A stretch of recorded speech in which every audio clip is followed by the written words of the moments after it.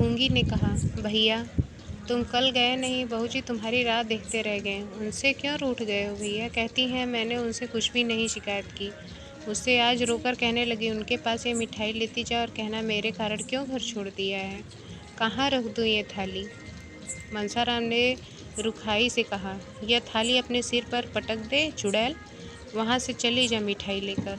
खबरदार जो फिर कभी इधर आई, सौगात लेकर चली आती है। जाकर कह देना उनसे मिठाई नहीं चाहिए। जाकर कह देना तुम्हारा घर है, तुम रहो वहाँ, वे बड़े आराम से हैं, खूब खाते हैं और मौज करते हैं। सुनती है? बाबूजी की मुँह पर कहना, समझ गई? मुझे किसी का डर नहीं है और जो करना चाहे कर डालें, जिससे दिल में कोई अरमान न रह जाए। कहे तो इलाहाबाद, लखनऊ, कलकत्ता चला जाऊं, मेरे लिए जैसे बनारस वैसे दूसरा शहर। यहाँ क्या रखा है? भूंगी, भैया मिठाई रख लो, नहीं रो रो कर मर जाएंगी। सच मानो रो रो कर मर जाएंगी भैया। मनसाराम ने आंसुओं के उठते हुए वेग को दबाकर कहा, मर जाएंगी मेरी बला से। कौन मुझे बड़ा सुख दे दिया जिसके लिए पछताऊँ? मेरा तो उन्होंने सर्वनाश कर दिया। कह देना मेरे पास कोई संदेशा न भेजें, कुछ ज़रूरत नहीं। भूंगी, भैया तुम तो कहते हो यहाँ खूब खाता हूँ और मौज से कर रहता हूँ, मगर देह तो आधी भी न रही, जैसे आए थे उससे आधे भी न रहे। मनसाराम, यह तेरी आंखों का फेर है, देखना 2-4 दिन में मोटा कर कोल्हू हो जाऊंगा। उनसे यह भी कह देना कि रोना धोना बंद करें, जो मैंने सुना कि रोती हैं और खाना नहीं खाती। मुझसे बुरा कोई नहीं, मुझे घर से निकाला है तो आप न से रहें, आप चैन से रहें। चली हैं प्रेम दिखाने, मैंने ऐसा त्रिया चरित्र बहुत पढ़े बैठा हुआ है। भूंगी चली गई। मनसाराम को उनसे बातें करते हुए कुछ कंठ मालूम होने लगी थी। यह अभिनय करने के लिए उसे अपने मनोभाव को जितना दबाना पड़ा था वह उसके लिए असाध्य था। उसका आत्मसम्मान उसे इस कुटिल व्यवहार का जल्द से जल्द अंत कर देने के लिए बाध्य कर रहा था। पर इसका परिणाम क्या होगा? निर्मला क्या यह आघात सह पाएगी? अब तक वह मृत्यु की कल्पना करते समय किसी अन्य प्राणी का विचार न करता था, पर आज एकाएक ज्ञात हुआ कि मेरे जीवन के साथ एक और प्राणी का जीवन सूत्र भी बंधा हुआ है। निर्मला यह समझेगी कि मेरी निष्ठुरता ही ने इनकी जान ली, यह समझकर उसका कोमल हृदय फट जाएगा। उसका जीवन तो अब भी संकट में है। संदेह के कठोर पंजे में फंसी हुई अबला क्या अपने को हत्यारिणी समझकर बहुत दिन जीवित रह सकेगी? मनसाराम ने चारपाई पर लेटकर लिहाफ ओढ़ लिया। फिर भी सर्दी से कलेजा काँप रहा था। थोड़ी ही देर में उसे जोर से जोर चढ़ाया, वह बेहोश हो गया। इस अचेत दशा में उसकी भांति भांति के स्वप्न दिखाई देने लगे। थोड़ी थोड़ी देर के बाद वह चौंक पड़ता, आंखें खुल जाती, फिर बेहोश हो जाता।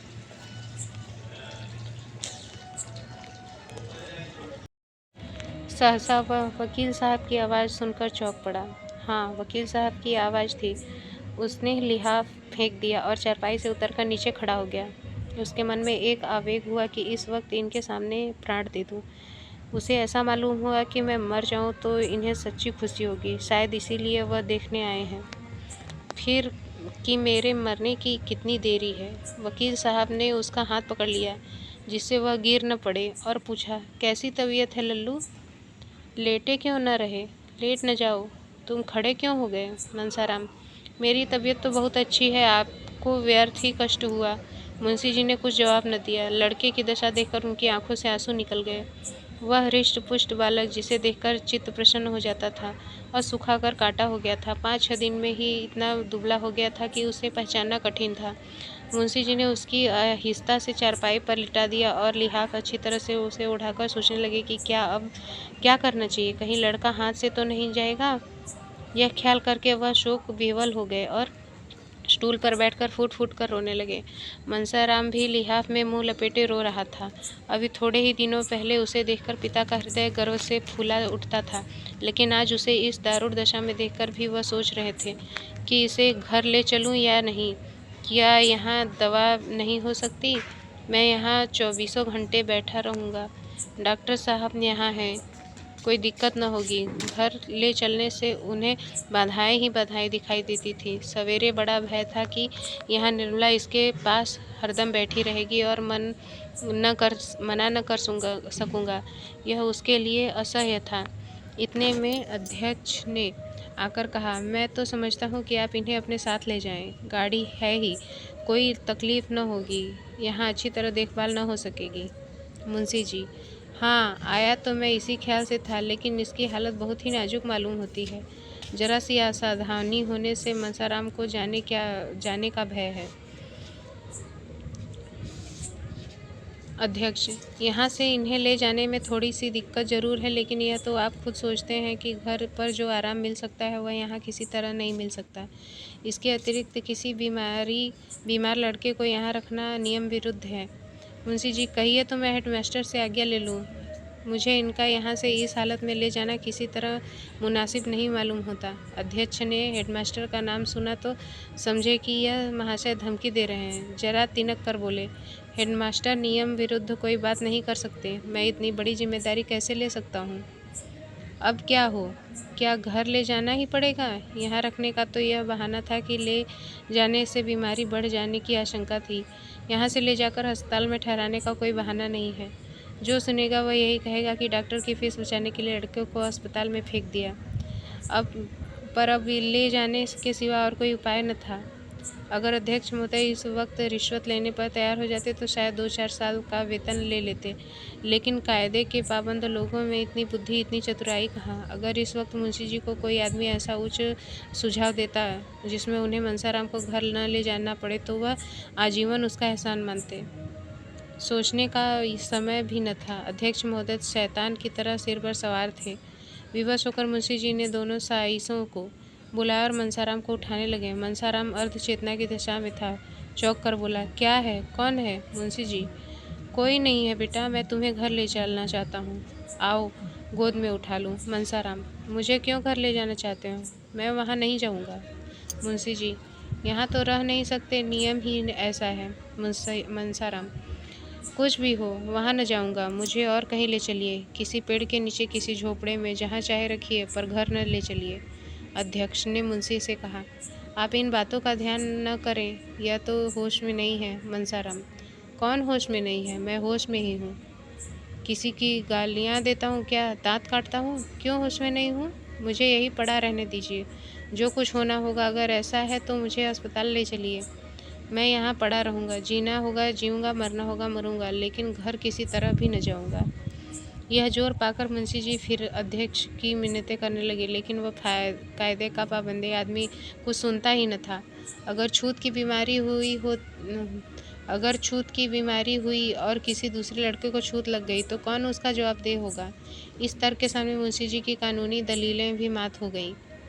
आखिर मुंशी जी ने मनसाराम से कहा, बेटा, तुम्हें घर चलने से क्यों इनकार हो रहा है? वहाँ तो सभी तरह का आराम ही रहेगा। मुंशी जी के कहने के तो यह बात कह दी, लेकिन डर रहे थे कि कहीं सचमुच मनसाराम चलने पर राजी न हो जाए। मनसाराम को अस्पताल में रखने का कोई बहाना खोज रहे थे और उसकी जिम्मेदारी मनसाराम के ही सिर डालना चाहते थे।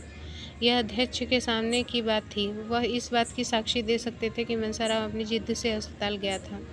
मुंशी जी का इसमें लेश मात्र भी दोष नहीं है। मनसाराम ने झल्लाकर कहा, हाँ, नहीं, 100 बार नहीं, मैं घर नहीं जाऊंगा। मुझे अस्पताल ले चलिए और घर के सब आदमियों को मना कर दीजिएगा कि मुझे देखने ना आए। मुझे कुछ नहीं हुआ है, बिल्कुल बीमार नहीं हूँ। आप मुझे छोड़ दीजिए, मैं अपने पाँव से चल सकता हूँ। वह उठ खड़ा हुआ और उन्मत्त की भांति द्वार की ओर चला, लेकिन पैर लड़खड़ा गए। यदि मुंशी जी संभाल न लिया होता तो उसे बड़ी चोट आती। दोनों नौकरों की भी मदद मुंशी जी से उसी बग्घी के पास ले गए और अंदर बैठा दिया। गाड़ी अस्पताल की ओर चलने लगी। वही हुआ जो मुंशी जी चाहते थे। इस शोक में भी उनका चित्त संतुष्ट था। लड़का अपनी इच्छा से अस्पताल जा रहा था। क्या यह इस बात का प्रमाण नहीं था कि घर में कोई और स्नेह नहीं है? क्या इससे यह सिद्ध नहीं होता कि मनसाराम निर्दोष है? वह उसके ऊपर अकारण ही भ्रम कर रहे थे। एक क्षण के बाद एकाएक मुंशी जी के मन में प्रश्न उठा, कहीं मनसाराम उनके भाव को ताड़ तो नहीं क्या? इसलिए तो उसे घर से घृणा नहीं हो गई है। अगर ऐसा है तो गजब हो जाएगा।